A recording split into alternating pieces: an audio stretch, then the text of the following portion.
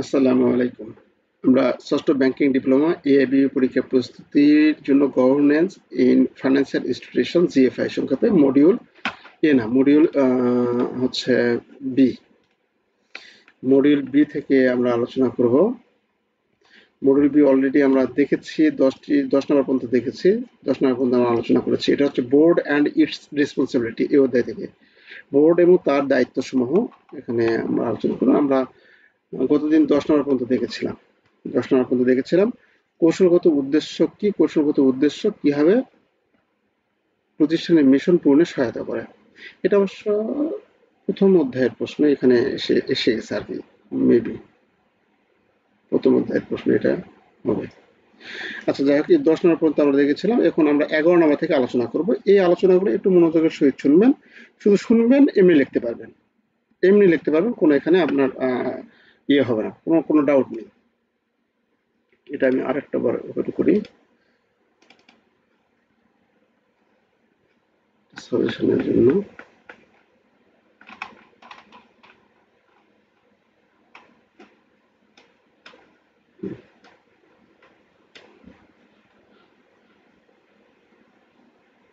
Zoom বেশি হয়ে যাচ্ছে। আচ্ছা, ঠিক আছে। তাহলে এই যে 11 নম্বর থেকে দেখব গভর্নেন্স ফ্রেমওয়ার্ক কি। তাহলে গভর্নেন্স তো হচ্ছে আইনের শাসন, তাই না? শাসন ব্যবস্থা। ফ্রেমওয়ার্কটা হচ্ছে যখনই আমাদের এই ফ্রেমওয়ার্ক কথাটা আসবে, তখনই আমরা সেটাকে একটা কোন প্রক্রিয়ায় সে আইনের শাসন বা সুশাসন কাঠামোটা পরিচালিত হবে বা ব্যবহার করা হবে সেটাকে বোঝাবে। যেমন সেটাকে মূলত আমরা এভাবে বলি, একটা গ্রাফের মাধ্যমে, গ্রাফ তো না, এটা চিত্রের মাধ্যমে যে আমাদের যদি কোনো আইন বা নিয়ম কাঠামো কিভাবে পরিচালিত হবে, ধরুন চেক প্রসেসিং, মনে করুন চেক প্রসেসিং আপনি এক এক ব্যাংক, গভর্নেন্স ফ্রেমওয়ার্ক এক এক ব্যাংকে কিন্তু এক এক রকম হয়ে থাকে। সেটা হচ্ছে আপনি চেক, একজন টেলার সেটা ক্যাশ থেকে সে ডেবিট করলো, সে সেটা অনেক ব্যাংকে রেজিস্টার মেনটেন করে, অনেক ব্যাংকে রেজিস্টার মেনটেন করে না। সে সেকেন্ড ম্যানেজারকে কাছ থেকে সেটা অনুমোদন নিতে হবে, নেওয়ার পর ওই চেকটা আবার টেলারের কাছে আসবে, টেলার সেটা পেমেন্ট করবে। আমাদের এই সম্পর্কিত নিয়ম নীতি এভাবে থাকতে পারে। আবার কোনো ব্যাংকে ডাইরেক্ট বলা থাকতে পারে যে একজন টেলারকে 10 লক্ষ টাকা পর্যন্ত অনুমোদন দেওয়া হয়েছে, একজন টেলার 10 লক্ষ টাকা পর্যন্ত দিতে পারবে, তার বেশি হলেই অনুমতি লাগবে, মানে আরেকজন অথরাইজেশন লাগবে আর কি। এরকম আছে, কোনো ব্যাংকে আরো বেশি, তার কম, এইরকম। তাহলে আমাদের এখানে এই যে আইন বা নিয়ম, এটা ফলো করা হচ্ছে কি হবে, এটা একটা ম্যানুয়াল বা ছক বা চিত্র আকারে আমাদের দেওয়া থাকবে, যেটা একটা প্রতীকী আকারে বা চিত্র আকারে, অর্থাৎ মোট কথা যেটাকে বলে ফ্লোচার্ট আকারে দেওয়া থাকবে, সেটা হচ্ছে ফ্রেমওয়ার্ক।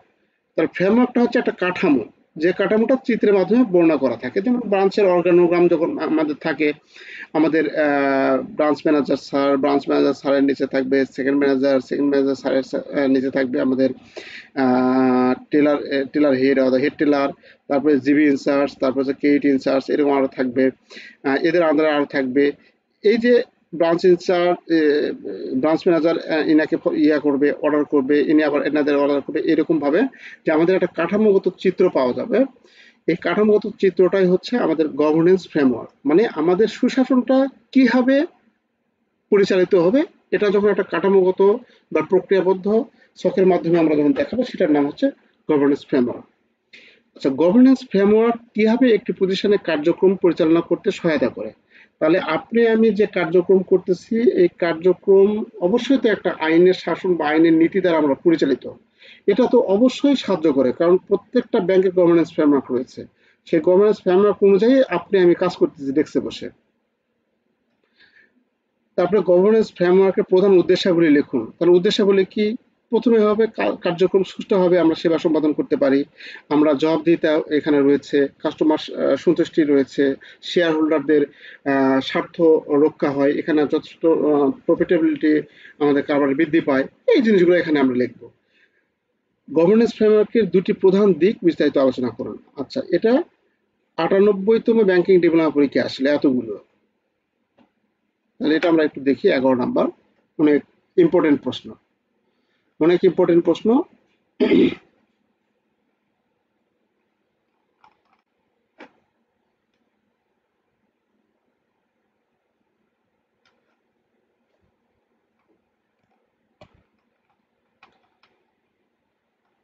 কেবল 6, 11। আচ্ছা, গভর্নেন্স ফ্রেমওয়ার্ক কি? অনেকগুলো প্রশ্ন একসঙ্গে এখানে লেখা আছে। গভর্নেন্স ফ্রেমওয়ার্ক, গভর্নেন্স ফ্রেমওয়ার্ক হলো একটি দিক নির্দেশনামূলক ব্যবস্থা, সুশৃঙ্খল কাঠামো যা একটি প্রতিষ্ঠানের ঊর্ধ্বতন ব্যবস্থাপনা ও পরিচালন পর্যায়ের মধ্যে পারস্পরিক প্রত্যাশার লক্ষ্য, কর্মক্ষমতা, ঝুঁকির মাত্রা ও রিপোর্টিং সম্পর্কিত বিষয়গুলো স্পষ্ট করে দেয় এবং সেগুলো কিভাবে বাস্তবায়ন হবে তা পর্যবেক্ষণ করতে নির্ধারণ করে। গভর্নেন্স ফ্রেমওয়ার্ক মূলত একটি প্রতিষ্ঠানের কিভাবে পরিচালিত হবে তা নির্ধারণের একটি কাঠামো। এই কথাটা উল্লেখ থাকবে। ফ্রেমওয়ার্কের বাংলায় হচ্ছে কাঠামো। তাহলে অবশ্যই এটা বলা আছে, গভর্নেন্স ফ্রেমওয়ার্ক মূলত একটি প্রতিষ্ঠান কিভাবে পরিচালিত হবে তার একটি কাঠামো। ধরা যাক যার মধ্যে থাকে কি নীতি, মূল্যবোধ, সাংগঠনিক সংস্কৃতি, দায়বদ্ধতা ও পারফরমেন্স মূল্যায়নের উপায়। উদাহরণস্বরূপ, একটি ব্যাংক যদি চায় তাদের ঝুঁকি ব্যবস্থাপনা ও নৈতিক আচরণ এবং আর্থিক প্রতিবেদন সবকিছু একটি স্ট্যান্ডার্ড নীতিমালার ভিত্তিতে চলুক, তবে তারা একটি পূর্ণাঙ্গ গভর্নেন্স ফ্রেমওয়ার্ক অনুসরণ করে। এতে প্রতিষ্ঠান নিয়ম, আইনি কাঠামো, দায়িত্ব বর্ণন এবং কর্মদক্ষতা সবকিছু একসাথে নিয়ন্ত্রণে রাখতে পারে। আচ্ছা, এটা আমাদের প্রতিষ্ঠান ভেদে আলাদা আলাদা হতে পারে, গভর্নেন্স ফ্রেমওয়ার্ক আলাদা আলাদা হতে পারে, তাই না? এর মধ্যে আমাদের প্রতিষ্ঠানটা চলবে কি হবে, এটার আইনের একটা কাঠামো। আচ্ছা, তাহলে গভর্নেন্স ফ্রেমওয়ার্ক আমরা টোটাল আলোচনা থেকে আমরা কি বুঝতে পারলাম? সুতরাং গভর্নেন্স ফ্রেমওয়ার্ক হলো একটি প্রতিষ্ঠান পরিচালনার সুশৃঙ্খল কাঠামো যা ন্যায্যতা, স্বচ্ছতা, জবাবদিহিতা নিশ্চিত করে পরিচালনা বোর্ড, ব্যবস্থাপনা অংশীদারদের মধ্যে কার্যকর যোগাযোগ, সিদ্ধান্ত গ্রহণের প্রক্রিয়াকে মসৃণ ও গ্রহণযোগ্য করে তোলে। এত কিছু হয়তো দেওয়া হয়েছে, বই পুস্তকের ভাষা হিসেবে দেওয়া হয়েছে, কিন্তু মূল কথা হচ্ছে প্রতিষ্ঠান কিভাবে পরিচালনা হবে তার একটি কাঠামোগত প্রক্রিয়া। এটা হচ্ছে গভর্নেন্স ফ্রেমওয়ার্ক। আচ্ছা, তারপরে প্রশ্নেতে বলা আছে আমাদের গভর্নেন্স ফ্রেমওয়ার্ক কিভাবে একটি প্রতিষ্ঠানের কার্যক্রমকে পরিচালনা করতে সহায়তা করে। দায়িত্ব ও কর্তৃত্ব নির্ধারণ। এখানে আছে কি দায়িত্ব ও কর্তৃত্ব নির্ধারণ করে প্রতিষ্ঠান কে কি কাজ করবে। দেখুন, প্রথমেই ওই কথাটাই গভর্নেন্স ফ্রেমওয়ার্কের মধ্যে আসবে। প্রথমেই কে কি কাজ করবে, মানে প্রতিষ্ঠান কিভাবে পরিচালনা হবে, কে কোন কাজ করবে, হ্যাঁ, সেটাই এখানে প্রথমে আসবে। তাহলে প্রতিষ্ঠানে কে কি কাজ করবে, কে সিদ্ধান্ত নেবে, এই জিনিসগুলো এখানে আমাদের লিপিবদ্ধ করা থাকে। এভাবে আমাদের সাহায্য করে থাকে গভর্নেন্স ফ্রেমওয়ার্কের, সেটা লিপিবদ্ধ করা থাকে। নীতিমালা ও মান নির্ধারণ করে। তাহলে এখানে নীতিমালা ও মান নির্ধারণ করে প্রতিষ্ঠানের কাজের ধরন অনুযায়ী নির্দিষ্ট নিয়ম নীতি, মানদণ্ড, আচরণবিধি নির্ধারণ করে যা সকল কর্মীকে অনুসরণ করতে হয়। বহিরাগত নিয়ম ও আইন মেনে চলতে সহায়তা করে। আইনগত ও নিয়ন্ত্রক কর্তৃপক্ষের সাথে সামঞ্জস্য রেখে প্রতিষ্ঠান পরিচালনা করতে আমাদের সাহায্য করে থাকে। ভবিষ্যৎ পরিবর্তনের জন্য এখানে যে পয়েন্টগুলো দিয়েছে এগুলো যে দিতে হবে এরকম না, আপনি প্রতিষ্ঠানটা কিভাবে পরিচালনা হবে সেই কাঠামোটা তো অবশ্যই আমাদের আছে একটা, তাই না? তো সেই ম্যানুয়াল অনুযায়ী আমরা আমাদের যে বাহ্যিক একটা ধারণা, আইডিয়া এখানে আমরা লিখতে পারবো কিন্তু, ঠিক আছে? অংশীদারদের জন্য সাথে স্বচ্ছ যোগাযোগ নিশ্চিত করেন। শেয়ার হোল্ডারদের সাথে আপনি স্বচ্ছ যোগাযোগ লিখতে পারেন। এখানে আছে স্টেক হোল্ডার আছে, আপনি শেয়ার হোল্ডার লিখতে পারেন। আপনি ঊর্ধ্বতন কর্তৃপক্ষের সাথে যোগাযোগ সহজ, আপনি কাস্টমারের স্বার্থ রক্ষা, যেহেতু নিয়ম নীতি ভালো মতো চলতেছে সেহেতু কাস্টমারের স্বার্থ রক্ষা হতে পারে, বিনিয়োগকারীদের আস্থা রক্ষা, এরকম বিভিন্ন পয়েন্ট এখানে বানিয়ে লিখতে পারে। এখানে যে এটুকু কটা লিখেছি এরকম না কিন্তু, হ্যাঁ, আপনি আপনার কাছে যদি কোনো পয়েন্ট মাথায় আসে সঙ্গে সঙ্গে কাজ করবেন কি এটা কেটে বা যেটা একটু করে লাগবে সেটা কেটে বা সাইটে আপনার আলাদা করে লিখবেন, কেটার দরকার না, সাইটে আলাদা করে লিখবেন। এটা করলে হবে কি, আপনার হচ্ছে মনে থাকবে, যখন আরেকবার যখন নোট দেখো তখন এই জিনিসটা আপনার মাথায় রিকল হবে। আচ্ছা, তারপরে আমাদের বলা আছে, একটা প্রশ্ন এত বড় দিয়েছে, দেখো কি অবস্থা। না না সরি, একটা না, এটা হচ্ছে এইটা গভর্নেন্স কাঠামো উদ্দেশ্য চাইছে। এই যে গভর্নেন্স কাঠামো প্রধান উদ্দেশ্যগুলি লিখুন। তাহলে উদ্দেশ্যগুলি কি কি হতে পারে?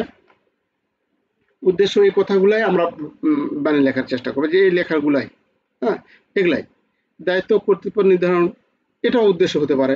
এটা আমি শুধু মানে একটু একটু যদি ঘুরিয়ে লিখি তাহলে এটা উদ্দেশ্য হতে পারে। তারপরে আছে নীতিমালা ও মান নির্ধারণ, এটাও উদ্দেশ্য হতে পারে আমাদের। উদ্দেশ্য ওই প্রশ্নগুলো আমরা বানে বনে লিখতে পারি। এখানে হচ্ছে ভালো পরিচালনা নীতি নির্ধারণ, একত্রীভূত কাঠামো প্রতিষ্ঠা, আইন নিয়ন্ত্রক ও আইনি বাধ্যবাধকতা পূরণ, স্বনিয়ন্ত্রণ এবং সহ উন্নয়ন, কার্যকারিতা ও জবাবদিহিতা বাড়ানো। এখানে যে পয়েন্টগুলো আছে এই পয়েন্ট, অর্থাৎ গভর্নেন্স ফ্রেমওয়ার্ক যদি আপনি বোঝেন, এটা যদি আপনি সংজ্ঞাটা যদি স্থির করতে পারেন, তাহলে উদ্দেশ্যটা সঠিকভাবে আপনি লিখতে পারবেন, বানিয়ে লিখতে পারবেন, এখানে কোনো ইয়ে নেই, ডাউট নেই। তাহলে অর্থাৎ গভর্নেন্স ফ্রেমওয়ার্কটা আপনি মনে রাখবেন, এক কথা শেষ। এর উদ্দেশ্য কার্যকারিতা গুরুত্ব প্রয়োজনীয়তা যেটা আসলে আপনি বানিয়ে লিখবেন। তাহলে আপনাকে ওই এক লাইনের মাধ্যমে এই জিনিসটা একটু মনে রাখার চেষ্টা করবেন, এটাই রিকোয়েস্ট থাকবে। ওগুলা এমনি বানিয়ে লেখা পারবেন আপনি, একবার ট্রাই করে দেখেন। আচ্ছা, তারপরে আছে গভর্নেন্স ফ্রেমওয়ার্কের দুটি প্রধান দিক চেয়েছে। গভর্নেন্স ফ্রেমওয়ার্কের দুটি প্রধান দিক, একটা হচ্ছে গভর্নেন্স দিক সাইড, আর একটা হচ্ছে কি ম্যানেজমেন্ট সাইড। এই দিকটি সংগঠনের মিশন এবং কৌশলগত নির্দেশনা, আইনি দায়িত্ব ইত্যাদি নির্ধারণ নিয়োজিত থাকে। আর এখানে কি নিয়োজিত থাকে, এটি মূলত কৌশল বাস্তবায়নের দায়িত্ব থাকে। ম্যানেজমেন্ট দিক সবসময় জন্য বাস্তবায়নের দায়িত্ব থাকবে, তাই না, পরিচালনা করতে যেটা থাকবে সেটা। আর এই পরিচালনা করার জন্য যে যে নিয়ম নীতি দরকার সেটা গভর্নেন্স দিক দিয়ে থাকে। তাহলে এখানে দুইটা সাইড আছে, একটা হচ্ছে গভর্নেন্স দিক, যেটা নিয়ম নীতি সংবলিত কিছু নীতিমালা, আর ম্যানেজমেন্ট হচ্ছে ওই নীতিমালা অনুযায়ী আমাদের কার্যক্রম পরিচালনা করবে, আমরা যারা কর্মী আছে সেই কর্মীদেরকে তারা পরিচালনা করবে। এটা এখানে দুইটা দিক, গভর্নেন্স দিক আর ম্যানেজমেন্ট দিক।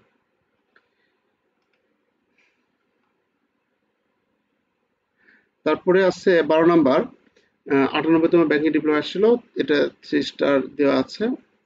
সালের কোয়েশ্চেনে যে লাস্ট ছিল আমরা ছাড়বো না, সবগুলাই দেখবো, দেখতেই হবে।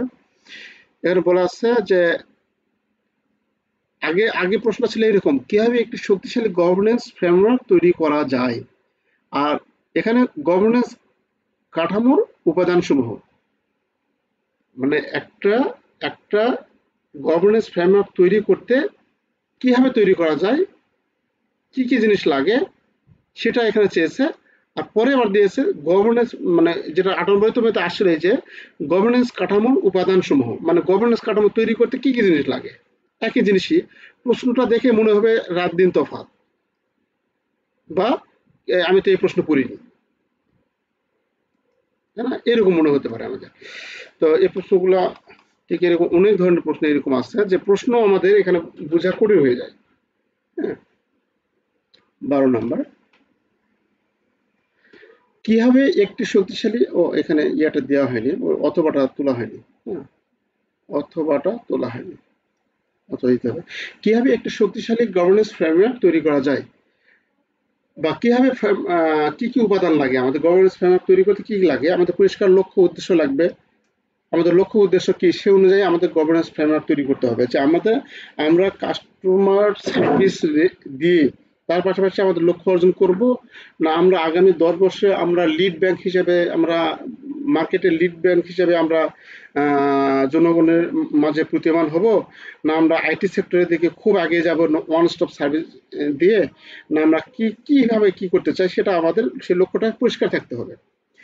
গঠনমূলক নীতিমালা পদ্ধতি প্রণয়ন, এটা থাকতে হবে। ঝুঁকি ব্যবস্থাপনার কাঠামো তৈরি থাকতে হবে, ঝুঁকি ব্যবস্থাপনার কাঠামো তৈরি করতে হবে, যে আমাদের কারবারে যে বিভিন্ন রকম ঝুঁকি রয়েছে, market risk, credit risk, interest risk, এরকম বিভিন্ন অপারেশনাল রিস্ক, এরকম বিভিন্ন রিস্ক থাকে। সেই ঝুঁকি ব্যবস্থাপনার কাঠামো তৈরি থাকতে হবে। স্বচ্ছ রিপোর্টিং ব্যবস্থা গড়ে তুলতে হবে, রিপোর্টিং ব্যবস্থার মধ্যে স্বচ্ছতা থাকতে হবে, কোনো পার্সিয়ালিটি করা যাবে না। যেটা ব্যাংকের মতো আর্থিক প্রতিষ্ঠানের ক্ষেত্রে বা যে কোনো প্রতিষ্ঠানের ক্ষেত্রে এটা করা ঠিক হবে না। আমাদের রিপোর্টিংটা স্বচ্ছ হতে হবে সবসময়। ভূমিকা, দায়বদ্ধতা, শক্তিশালী নেতৃত্ব চিহ্নিত করা, উন্নয়ন ও পর্যালোচনা। এটা এটা লিখতেছি না, কারণ এই জিনিসগুলো আপনি মাথার মধ্যে যখন ঢোকাবেন না, এতগুলো পড়তে গেলে মাথায় থাকবে না কিছু। এই জিনিসগুলো যখন একবার বারবার পড়ে যাবেন, তখন 4-5টা যদি আপনার মনে থাকে, ওই 4-5টা লিখে দিয়ে আসবেন, বা তার বিকল্প হিসাবে যেগুলো আপনি লিখতে পারেন। তাহলে এই এই পয়েন্টগুলো মিলে আমাদের কি হয়, একটা শক্তিশালী কর্পোরেট গভর্নেন্স ফ্রেমওয়ার্ক তৈরি করা যায়। আর কর্পোরেট গভর্নেন্স ফ্রেমওয়ার্ক তৈরি করতে এই উপাদানগুলো আমাদের লাগে।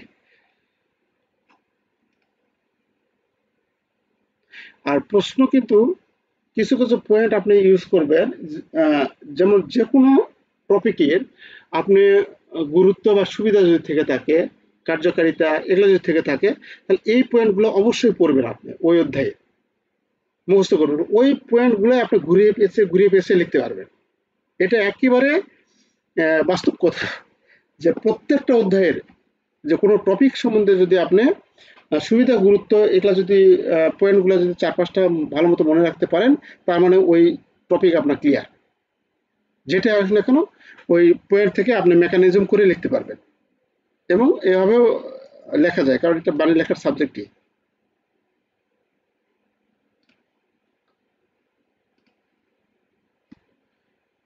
ব্যাংকিং সেক্টরে গভর্নেন্স ফ্রেমওয়ার্কের কাঠামো গুরুত্ব আলোচনা করো।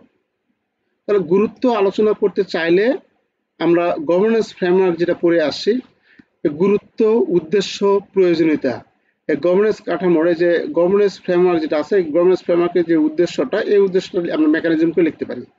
গুরুত্বটাই উদ্দেশ্য, গুরুত্ব, কার্যকারিতা একই জিনিসই সব, মানে এই প্রশ্নটাই আমরা মেকানিজম করে লিখতে পারি এখানে। তাহলে এখানে আমাদের বলছে যে কাঠামো গুরুত্ব আলোচনা করো, যদি এটা কোনো পরীক্ষা আসেনি, 30টা দেওয়া আছে, 13 নম্বর প্রশ্ন।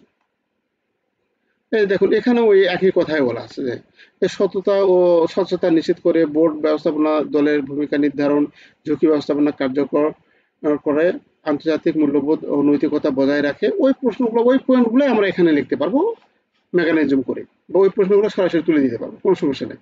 আচ্ছা, আলোচনা এটা বাদ দিলাম। এখন আসবে সংস্কৃতি। গভর্নমেন্ট সংস্কৃতি থেকে আমাদের প্রশ্ন হয়েছিল, ফিফথে আসছিল। ফিফথে কি আসছিল, একটি আর্থিক প্রতিষ্ঠানের কর্পোরেট সংস্কৃতি প্রতিষ্ঠার গুরুত্ব। আর এখানে আর্থিক প্রতিষ্ঠানের বিকাশের গুরুত্ব, একই কথাই আমাদের এটা ফিফথে আসছিল। তো কর্পোরেট সংস্কৃতি কি, এই জিনিসটা আগে আমাদের বুঝতে হবে, তাহলে আমরা সব লিখতে পারবো, বানিয়ে লিখতে পারবো। আপনি এই পয়েন্টগুলো কখনোই ছাড়বেন না। কর্পোরেট সংস্কৃতি কি, এই যে গভর্নেন্স ফ্রেমওয়ার্ক কি, এই জিনিসগুলো কখনোই আপনি করবেন না, বাদ দেবেন না, কারণ এই টপিকগুলো আপনার জানা অত্যন্ত জরুরি। Corporate culture. Corporate culture, culture মানে তো আমরা জানি যে আমাদের সংস্কৃতি, তাই না? এক এক ব্যাংকে এক এক রকম সংস্কৃতি রয়েছে। যেমন কোনো ব্যাংকে বৃহস্পতিবার হলে টি শার্ট পরে, মানে কলারওয়ালা টি শার্ট পরে আসলে সেখানে চলে, সমস্যা নেই। কোনো ব্যাংকে বৃহস্পতিবার, শুক্রবার নাই, কোনো কথা চলবে না, টাই পরে আসতে হবে, সাদা শার্ট, কালো প্যান্ট, টাই এগুলো পরে আসতে হবে। কোনো ব্যাংকে আবার সাদা শার্ট নাই, ওই ব্যাংকে বিভিন্ন রকম চক্রাবেকি থেকে শুরু করে বিভিন্ন রকম কাপড় চোপড় পরে আসা যায়, তাই না? এগুলো হচ্ছে এক এক ব্যাংকের একটা সংস্কৃতি। হ্যাঁ, এগুলাকে বলে সংস্কৃতি। আমাদের এক এক ব্যাংকে একরকম সংস্কৃতি থাকে কি, যে আবার অনেক ব্যাংকে দেখা যাচ্ছে আরেকজনের ডেস্কে বসে আরেকজন করে দেয়, কাজ করে দেয়, কিন্তু সেটা তো আসলে লিখিত সংস্কৃতি না। কিন্তু এটা করা যায় না, কারণ একজনের কম্পিউটারে বসে আরেকটা করা যায় না। এরকম বিভিন্ন রকম নিয়মিত বা অনিয়মিত বা অনৈতিক কিছু সংস্কৃতি রয়েছে। এগুলো সবকিছু মিলেই হচ্ছে সংস্কৃতি, আর সব কিছু একত্রেই হচ্ছে কর্পোরেট সংস্কৃতি। অর্থাৎ আপনার ব্যাংকে আপনার ব্যাংকে কি কি ধরনের নিয়ম নীতিগুলো রয়েছে, এই নিয়ম নীতিগুলোর সম্মিলিত রূপ মিলে হচ্ছে সংস্কৃতি। এই নিয়ম নীতিগুলো আপনি যে মেনে চলতেছেন, এই মেনে চলার ধরনগুলোই হচ্ছে সংস্কৃতি, তাই না? এক ব্যাংকের ম্যানেজার স্যারের রুমে যেতে গেলে গেট লক আছে, অনুমতি নিয়ে যেতে হবে। আর এক ব্যাংকে গেট গেট খোলা, গেট ওপেন, আপনি যে কোনো মুহূর্তে যেতে পারতেছেন। এগুলো হচ্ছে ওই ব্যাংকের সংস্কৃতি। আচ্ছা, তো সংস্কৃতিটা কি জিনিস, এতক্ষণ আমরা এর বাস্তব উদাহরণ নিয়ে কথা বললাম। সংস্কৃতিটা হচ্ছে কর্পোরেট সংস্কৃতি, কর্পোরেট কালচার বলতে একটি প্রতিষ্ঠানের কর্মী ও ব্যবস্থাপনাকারীদের মধ্যে আচরণ, এই যে আচরণ, মূল্যবোধ, তারপরে আছে নীতিমালা, সেই সমষ্টিকে বোঝায় যা তাদের অভ্যন্তরীণ ও বাহ্যিক ব্যবসায়িক কার্যক্রম পরিচালনা করে। তাহলে আমাদের কারবার পরিচালনা করার জন্য আমাদের মূল্যবোধ, বিশ্বাস, আচার আচরণ, কথাবার্তা, কাজের ধরন সবকিছু মিলে মিলে একত্রে বলে কি কর্পোরেট কালচার। অর্থাৎ আমাদের প্রতিষ্ঠানের লক্ষ্য উদ্দেশ্য অর্জনের জন্য আমাদের কার্যক্রম পরিচালনা করতে আমাদের ঊর্ধ্বতনের সাথে অধস্তনদের যে আচার আচরণ, কথাবার্তা, মূল্যবোধ, বিশ্বাস বা আমার কর্ম পরিবেশের যে বিভিন্ন রকম কি বলবো বিভিন্ন রকম কালচার বা বিভিন্ন রকম সংস্কৃতি, সেই সংস্কৃতি মিলে আমাকে বলে মানে বলা হয় কর্পোরেট কালচার। মানে যে কথাটা প্রথমে আমি উদাহরণ দিলাম যে এক এক ব্যাংকে এক এক স্ট্রিক্টলি নিয়ম আছে। যেমন আপনি কোনো একটা ব্যাংকে যাবেন, চাইলেই জিবির কেউ ক্যাশের মধ্যে প্রবেশ করতে পারবে না। জিবির কেউ কেন, ম্যানেজার ছাড়াও চাইলে প্রবেশ করতে পারবে। সেখানে একটা রেজিস্টার রয়েছে, সেই রেজিস্টারে সাইন করে ম্যানেজারকে ঢুকতে হবে। তার মধ্যে যে কেউ এভাবে সাইন করে ঢুকতে হবে। আবার কোনো ব্যাংকে হুড়মুড় করে যাচ্ছে আসতেছে, সেখানে আরো অন্য কেউ যাচ্ছে আসতেছে, এরকম ঘটনা হয়ে থাকে, তাই না? মানে কোনো বিধি নিষেধ নাই। তাহলে এগুলাই হচ্ছে পরিবেশ বা সংস্কৃতি। তাহলে এগুলা এক এক ব্যাংকে এক এক রকম আছে, এই সংস্কৃতিটাও এক এক ব্যাংকে এক এক রকম ভাবে আমাদের রয়েছে আর কি। তাহলে এখানে একটি ব্যাংকের সংস্কৃতি তার শারীরিক পরিবেশ, ফিজিক্যাল এনভায়রনমেন্ট, মানব সম্পদ ব্যবস্থাপনা এবং কর্মীদের কাজের অভ্যাস দ্বারা প্রকাশ পায়। এই যে এটা আমি যেটা বললাম সেটা যে এই জিনিসগুলো কর্মীদের কাজের অভ্যাস দ্বারা প্রকাশ পায়। যেমন এর উদাহরণ দেওয়া আছে, যেমন অ্যামাজন এর সংস্কৃতিতে গ্রাহক সন্তুষ্টি ও দ্রুত সেবা প্রদানের উপর জোর দেওয়া হয়, যা যা তাদের কর্মীদের মধ্যে প্রতিযোগিতামূলক মনোভাব তৈরি করে। অন্যদিকে একটি অলাভজনক সংস্থা যেমন ব্র্যাক এর সংস্কৃতিতে সামাজিক দায়বদ্ধতা ও সম্প্রদায়ের উন্নয়নের মুখ্য ভূমিকা পালন করে। আবার গুগল কর্পোরেট সংস্কৃতিতে খোলামেলা যোগাযোগ, উদ্ভাবন এবং কর্মীদের স্বাধীনতাকে প্রাধান্য দেওয়া হয়, যা তাদের কাজের পরিবেশ ও সৃজনশীলতাকে বুঝিয়ে থাকে। তাহলে দেখুন এক এক কোম্পানি বা এক এক প্রতিষ্ঠানে এক এক রকম সংস্কৃতি রয়েছে, তাই না? আচ্ছা, এটা হচ্ছে কর্পোরেট সংস্কৃতি মূলত।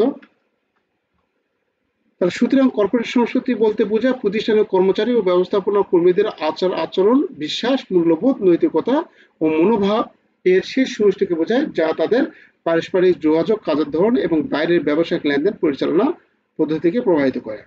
অর্থাৎ আপনার কাজের পরিচালনা পদ্ধতিকে প্রভাবিত করবে এইরকম, আপনার কাজের পরিচালনা পদ্ধতিকে প্রভাবিত করবে এরকম মূল্যবোধ, বিশ্বাস, আচার আচরণ বা আমাদের প্রাতিষ্ঠানিক যে পরিবেশ রয়েছে, এই পরিবেশকেই আমরা বলবো কি কর্পোরেট সংস্কৃতি। আচ্ছা, কর্পোরেট সংস্কৃতি নিয়ে আমাদের এটা হচ্ছে এর অনেক আলোচনা আছে। ব্যাংকিং কর্পোরেট সংস্কৃতি বিকাশের গুরুত্ব আলোচনা করবো, এটা আমাদের ফিফথে এসেছিল। এটা এখানে আমরা দেখব না, এই যেটা আসলে কেন শুধুমাত্র আর্থিক উপাত্তের মানে ফাইন্যান্সিয়াল ডাটা ভিত্তিতে পরিচালনা পর্ষদের বোর্ড অফ ডিরেক্টর কার্যকারিতা মূল্যায়ন যথেষ্ট নয়, ব্যাখ্যা করুন। দেখুন, আপনার এটা কিন্তু একটা বাহ্যিক জ্ঞান বা বাহ্যিক যদি একটা বানিয়ে লেখার মতো ক্ষমতা না থাকে, তাহলে কিন্তু এখানে এই প্রশ্নটা অ্যান্সার করতে পারবেন না। কারণ এই প্রশ্ন তৈরি হওয়ার আগ পর্যন্ত কোনো বই পাবেন না আপনি। এই প্রশ্ন হয়েছে যার কারণে আমি এটা দিয়েছি। যদি না পড়তো তাহলে এই প্রশ্ন আমি দিতাম না। তাহলে এই বাহ্যিক জ্ঞানটা আপনার মাঝে থাকতে হবে যে কেন শুধুমাত্র আর্থিক ডাটা ভিত্তিতে পরিচালনা। যেমন বিশেষ করুন, দেখুন এটা একবার বাস্তবে একটা উদাহরণ দিই, যে উদাহরণগুলো ফেস করেছি আমি আমি আপনারা সবাই ফেস করি। কি হয়েছে, আপনার টার্গেট পূরণ হয়নি, তাহলে আপনি খারাপ এমপ্লয়ি হয়ে গেলেন। কি একটা ভয়ঙ্কর ব্যবস্থা, চিন্তা করে দেখেন। ব্যাংকিং সিস্টেমে আপনার টার্গেট পূরণ হয়নি, আপনি খারাপ এমপ্লয়। আপনি Dhaka university, Rajshahi university student, মূল্যায়নই নাই। কি হচ্ছে, আপনি টার্গেট করেননি। আপনি অনেক ব্রিলিয়ান্ট, অনেক কিছু কাজ করেন, আপনার মূল্যায়ন নেই, আপনার টার্গেট নেই, তাই আপনার মূল্যায়ন নেই। এই বিষয়টা হয় কি হয় না? 100% হয়। প্রায় অধিকাংশ ব্যাংক হয় এখন সরকারি ব্যাংকগুলোতে হচ্ছে, এখন যে সরকারি ব্যাংকগুলো সেগুলোতে হচ্ছে। এটা একবার বিশ্রী একটা পরিবেশ, এটা একবারে কখনো উচিত না। কেন শুধুমাত্র আর্থিক? তাহলে এখানে ব্রিলিয়ান্ট স্টুডেন্টদের কেন হায়ার করতেছে? এখানে তারা যারা রাস্তায় যারা এক এক টুকরো মাটিকে যারা সোনার টুকরো হিসেবে বিক্রি করতেছে বিভিন্ন হকার, সে হকারদের নেই, আমাদের কেন নিচ্ছে? এই কথাটা বলার সুযোগ আমি সে সময় পাইনি, পাইলে ওইরকম বলার সুযোগ আমি দিতাম যে স্যার এদের তাহলে ব্রিলিয়ান্ট স্টুডেন্টদের হায়ার করার দরকার নাই, এত ব্রিলিয়ান্টদের। তাহলে ওই যে রেল স্টেশনে যে হকার বিক্রি করতেছে, যারা মাটির টুকরোকে যারা সোনা হিসেবে বিক্রি করতেছে, কি মুহূর্তে মাইন্ডসেট চেঞ্জ করে দিচ্ছে, ওরা ওই লোকদের আপনি স্যার ব্যাংকে নেন, তাহলে আপনার ব্যাংকে সহজে গ্রোথ বাড়বে, বাড়বে, তা বাড়বে, আপনি প্রফিট, লাভে লাভ। তাহলে আপনি আমাদের হায়ার করছেন কেন? এটা কিন্তু আমি মনের দুঃখের কথাগুলো বলতেছি, এরকম হয় আপনাদের মনে দুঃখ আছে, চাপা দুঃখ হয়তো বলতে পারেন না বা বলতেছেন না, আমি সারা দিয়ে আসে আমি বলতেছি। আচ্ছা, তাহলে এটা হচ্ছে সেই প্রশ্নটা, এটা কিন্তু কেন শুধুমাত্র আর্থিক উপাত্তের উপর ভিত্তি করে পরিচালনা পর্ষদের কার্যকারিতা মূল্যায়ন যথেষ্ট নয়? ব্যাখ্যা করুন। যে পরিচালনা পর্ষদের এটা বলছে, এটা এমপ্লয়ের ক্ষেত্রেও হতে পারে, তাই আমি এমপ্লয়ের একটা উদাহরণ দিলাম। এই বছর আমাদের আর্থিকভাবে লাভবান হতে পারেনি, বা আমাদের আর্থিকভাবে লাভবান কম হয়েছে, তাহলে কি আমাদের বোর্ড অফ ডিরেক্টর খারাপ হয়ে গেল, আমাদের বোর্ডটা খারাপ হয়ে গেল, বা ব্যাংকটাই খারাপ হয়ে গেল? না, খালি শুধুমাত্র আর্থিক ক্ষেত্রেই ডাটা যথেষ্ট থাকলে যে ব্যাংকটা ভালো বা এমপ্লয়ি যে ভালো তা কিন্তু না। তার কোয়ালিটি দেখতে হবে, তার কাস্টমার সার্ভিস দেখতে হবে, ব্যাংকের প্রতি তার আনুগত্য দেখতে হবে, তার মূল্যবোধ সে কতটা সৎ দেখতে হবে, সে কতটা ব্রিলিয়ান্ট, সবকিছু এভরিথিং মূল্যায়ন করতে হবে, তাহলে সেটা যথেষ্ট বা পূর্ণাঙ্গ মূল্যায়ন হবে। তাহলে আমরা এক বাক্যে এটা না বলে দিব যে কেন শুধুমাত্র আর্থিক উপাত্তের উপর ভিত্তি করে পরিচালনা ব্যবস্থা যথেষ্ট নয়। হ্যাঁ, এটা যথেষ্ট নয়। তাহলে যথেষ্ট নয় কেন? কারণ ডাইরেক্ট আপনার বানিয়ে লিখতে হবে আপনার। আচ্ছা, এটা আমাদের আসছে, দেখুন 99তম ব্যাংকিং ডেভেলপমেন্ট আসছিল এরকম ভাবে: পর্ষদের কর্মদক্ষতা মূল্যায়নের মাপকাঠি হিসেবে কেবলমাত্র আর্থিক তথ্য বা উপাত্ত যথেষ্ট কি? আপনার উত্তরের পক্ষে যুক্তি দিন। তাহলে পর্ষদের, আমি যেটা বললাম এটা আপনার আমার ইন্ডিভিজুয়ালি ব্যক্তির ক্ষেত্রে বললাম, কিন্তু যখন পরিচালনা পর্ষদের মূল্যায়ন করবে এই মাপকাঠি হিসেবে কি সেটা আর্থিক তথ্য যথেষ্ট? না, আর্থিক তথ্য যথেষ্ট নয়, সেখানে আরো অন্য কিছু আমাদের থাকবে। এটা 99 আসলে মানে এই প্রশ্ন আর এই প্রশ্ন একই, এটা এভাবে থাকতে পারে, এভাবেও থাকতে পারে, এই জন্য প্রশ্নগুলো আমাদের একটু ভালো মতো খেয়াল রাখতে হবে। এটা ব্যাখ্যামূলক প্রশ্ন, এটা আমি ওভাবে বললাম না, কারণ এই এক কথার মধ্যে উত্তর হয়ে গেছে আর কি। আচ্ছা, এখানে যে পয়েন্টগুলো আলোচনা করা আছে, যে একমাত্রিক দৃষ্টিভঙ্গি সৃষ্টি করে শুধু আর্থিক আর্থিক আর্থিক, মানে আপনার শুধু রেটিং দেখবে আর কিছু না, মানে রেটিংটা হচ্ছে আপনার শুধু আর্থিক ফলাফল, আপনাদের টার্গেট যে তার উপর হবে এরকম।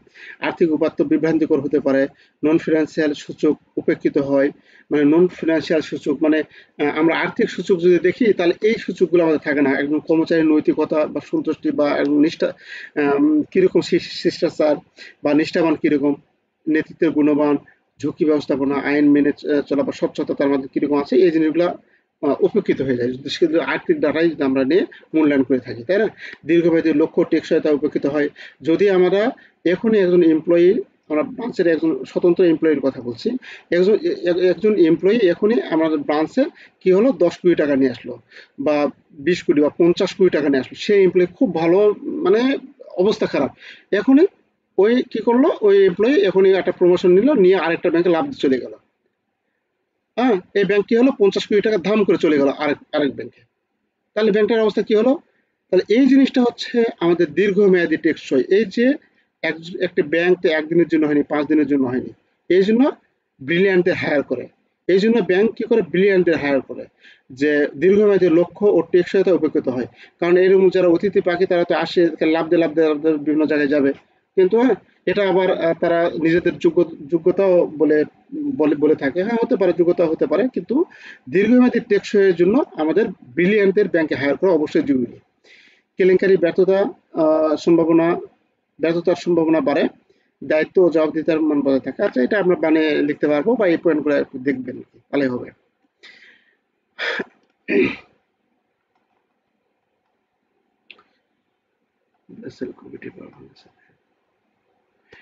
19 নাম্বার কয়টা প্রশ্ন আছে? আচ্ছা, যাই হোক, আজকে আজকে 11:30 বেজে গেছে, অনেক কথা হলো। আমরা আগামী দিন ইনশাল্লাহ এই অধ্যায় শেষ করে দেবো, 2 নম্বর অধ্যায় শেষ করে দেবো, 18 নম্বর থেকে চালু করব। এই 18 নম্বর থেকে চালু করব আগামী দিন। তাহলে আজকে এখানে শেষ করছি। সবাই ভালো থাকবেন। আসসালামু আলাইকুম। আসসালামু আলাইকুম। ওয়ালাইকুম আসসালাম।